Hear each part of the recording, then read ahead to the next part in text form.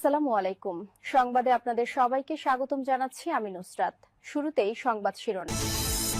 বাংলাদেশের সর্বশেষ গুরুত্বপূর্ণ আপডেট সংবাদে আপনাকে স্বাগত। শুরুতেই সংবাদ শিরোনাম, পরে বিস্তারিত। প্রথমেই জানাবো আমাদের হাতে থাকা সর্বশেষ গুরুত্বপূর্ণ সবথেকে তাজা আপডেট সংবাদ।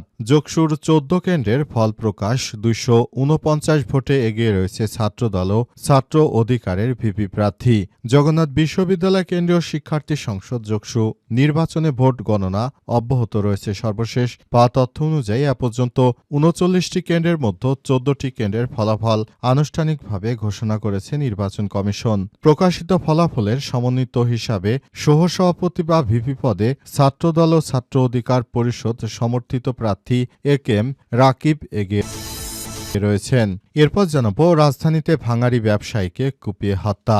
রাজধানীর কদমতলী এলাকায় শাহাবুদ্দিন ৪০ নামের এক ভাঙাড়ি ব্যবসায়ীকে কুপিয়ে হত্যা করেছে দুর্বৃত্তরা। এই ঘটনায় পরিস্থিতি থমথমে অবস্থা বিরাজ করছে।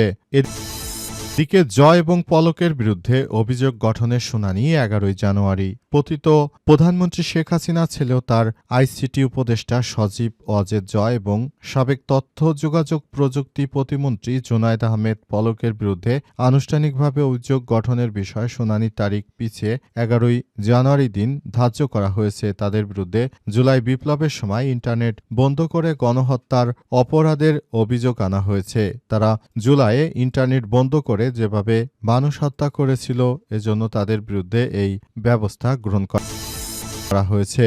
এদিকে ৪ দিনের লম্বা সফরে ঢাকার বাইরে যাচ্ছেন তারেক রহমান। উত্তরবঙ্গ সফরে যাচ্ছেন বিএনপির ভারপ্রাপ্ত চেয়ারম্যান তারেক রহমান। বিএনপির পক্ষ থেকে জানানো হয়েছে সফরটি মূলত ধর্মীয় এবং সামাজিক অনুষ্ঠানের অংশ। এবং সর্বশেষ জানাবো প্রথম ধাপে ভেনেজুয়েলা থেকে সর্বোচ্চ ৫ কোটি ব্যারেল তেল আনতে ট্রাম্পের ঘোষণা। সামরিক অভিযানের মাধ্যমে ভেনেজুয়েলার প্রেসিডেন্ট নিকোলাস মাদুরো এবং তার স্ত্রী সিলিয়া ফ্লোরেসকে গ্রেপ্তার করে যুক্তরাষ্ট্রে নেয়ার পর এবার দেশটি থেকে বিপুল পরিমাণ অপরিশোধিত তেল নেয়ার ঘোষণা দিয়েছে মার্কিন প্রেসিডেন্ট ডোনাল্ড ট্রাম্প। আর সামাজিক যোগাযোগ মাধ্যম ট্রুথ সোশ্যালিতে এক বার্তায় ট্রাম্প জানান, ভেনেজুয়েলার অন্তর্বর্তীকালীন সরকারের সঙ্গে যুক্তরাষ্ট্রের একটি সমঝোতা হয়েছে। এর আওতায় প্রথম ধাপে ৩ থেকে ৫ কোটি ব্যারেল উচ্চ মানের কিছু নিষেধাজ্ঞার আওতাভুক্ত অপরিশোধিত তেল যুক্তরাষ্ট্রে পাঠানো হবে। খবর আনাদুলুর। প্রিয় দর্শক, এতক্ষণ শুনছিলেন সংবাদ শিরোনাম, এবারে বিস্তারিত। তবে তার আগে বন্ধুরা অনুরোধ থাকবে এই সংবাদটিতে একটি লাইক দিন। এই চ্যানেলে আপনি নতুন হয়ে থাকলে আমাদের সংবাদটি দেখতে দেখতে চ্যানেলটি সাবস্ক্রাইব করে রাখুন। কমেন্ট করে বন্ধুরা আপনার মূল্যবান মতামত জানিয়ে দিন আপনি বিশ্বের কোন দেশ থেকে বা বাংলাদেশের কোন স্থান থেকে আমাদের সংবাদটি দেখছেন এবং শুনছেন। আর বন্ধুরা, সংবাদটি আপনার সোশ্যাল মিডিয়া ফেসবুকে শেয়ার করে বন্ধুদেরও দেখার সুযোগ করে দিন। আর গাজা যুদ্ধে আপনি যদি নিরীহ ফিলিস্তিনিদের ভালোবেসে থাকেন, কমেন্টে ইয়েস লিখে বিশ্ববাসীকে জানিয়ে দিন। এবারে বিস্তারিত। যোগসুর ১৪ কেন্দ্রের ফল প্রকাশ। ২৪৯ ভোটে এগিয়ে ছাত্রদল ও ছাত্র অধিকারের ভিপি প্রার্থী। জগন্নাথ বিশ্ববিদ্যালয় কেন্দ্রীয় শিক্ষার্থী সংসদ যোগসু নির্বাচনে ভোট গণনা অব্যাহত রয়েছে। সর্বশেষ তথ্য অনুযায়ী এ পর্যন্ত মোট ৩৯টি কেন্দ্রের মধ্যে ১৪টি কেন্দ্রের ফলাফল আনুষ্ঠানিকভাবে ঘোষণা করেছে নির্বাচন কমিশন। প্রকাশিত ফলাফল অনুযায়ী সমন্বিত হিসেবে সহসভাপতি বা ভিপি পদে ছাত্রদল ও ছাত্র অধিকার পরিষদ সমর্থিত প্রার্থী একেএম রাকিব এগিয়ে আছেন। তবে সাধারণ সম্পাদক বা জিএস ও সহসাধারণ সম্পাদক এজিএস পদে ছাত্র শিবির সমর্থিত প্রার্থীরা বড় ব্যবধানে লিড ধরে রেখেছেন। বুধবার বিশ্ববিদ্যালয় কেন্দ্রীয় অডিটোরিয়ামে স্থাপিত নির্বাচনের কেন্দ্রীয় নিয়ন্ত্রণ কক্ষে ভোট গণনার পর ফল ঘোষণা করা হয়। ১৪ কেন্দ্রের ফলাফলে ভিপি পদে ছাত্র শিবির সমর্থিত প্রার্থী রিয়াজুল ইসলাম পেয়েছেন মোট ১,৪২৪ ভোট। প্রতিদ্বন্দ্বী ছাত্রদল ও ছাত্র অধিকার পরিষদ সমর্থিত ঐক্যবদ্ধ নির্ভীক জোবিয়ন প্যানেলের প্রার্থী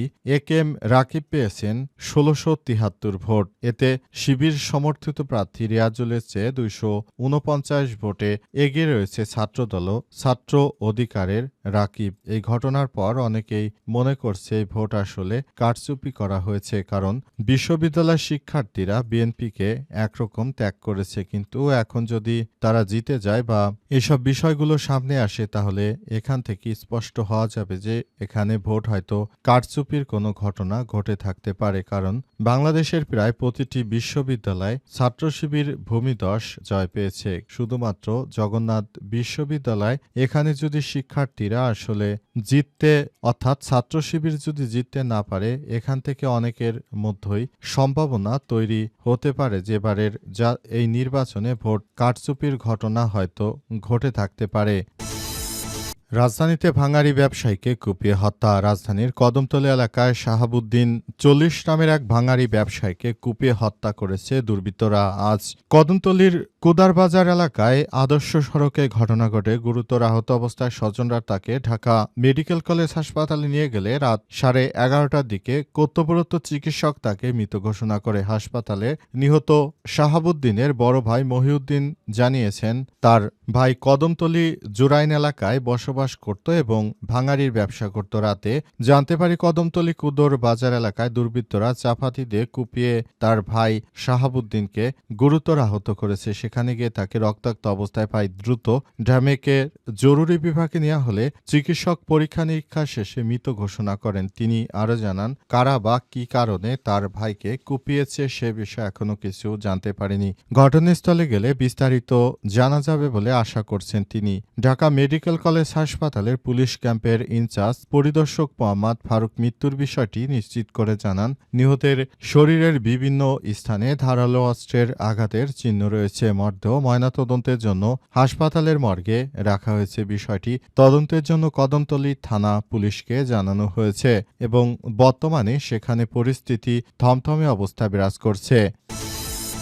জয় পলকের বিরুদ্ধে অভিযোগ গঠনের শুনানি 11 জানুয়ারি। পলাতক প্রধানমন্ত্রী শেখ হাসিনার ছেলে সজীব ওয়াজেদ জয় এবং সাবেক আইসিটি প্রতিমন্ত্রী জোনায়েদ আহমেদ পলকের বিরুদ্ধে এবার অভিযোগ গঠনের সিদ্ধান্ত নিয়েছে সরকার।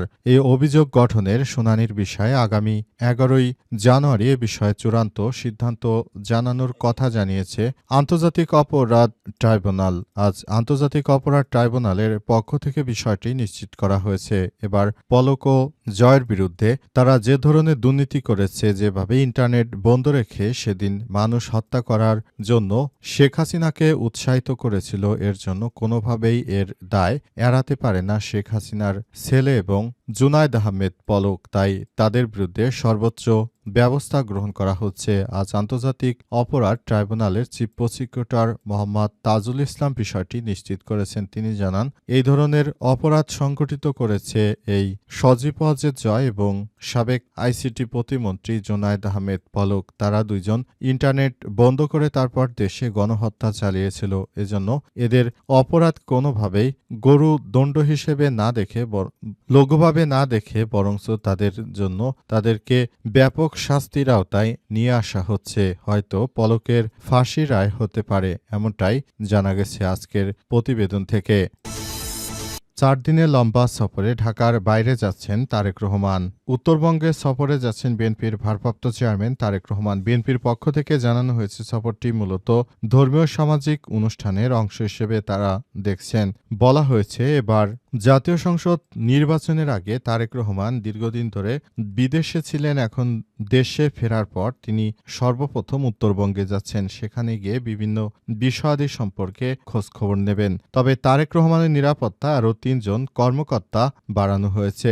বলা হয়েছে, সারা বাংলাদেশে তারেক রহমানকে যে নিরাপত্তা দেওয়া হয়েছে, এর আগে অতীতে বিরোধী দলের কাউকেই এত বড় নিরাপত্তা দেওয়া হয়নি। তারেক রহমান তিনি এখন দেশে রয়েছেন, প্রতিদিন তিনি বৈঠক করছেন এবং নানা রকম কথাবার্তা বলছেন। তবে সেসব বিষয় নিয়ে মূলত ভবিষ্যতে আবার কোন দিকে রাষ্ট্র গড়ায় সেটি দেখার বিষয়, কারণ এখন পর্যন্ত তারেক রহমান মূলত কি করবেন তার কোনো প্ল্যান বা পরিকল্পনা তিনি 17 বছর পর যে দেশে এসেছেন, এমনকি স্বৈরাচার শেখ হাসিনার নামে তিনি একটি কথাও বলতে পারেননি। তাই এখন থেকে তারেক রহমানকে নিয়ে অনেকেই নানা রকম আলোচনা সমালোচনা শুরু করেছে দেশের অভ্যন্তরে। শেষ পর্যন্ত পরিস্থিতি কোন দিকে যায়, আদতে বিএনপি জিতবে কি হারবে সেটি বলা যাচ্ছে না।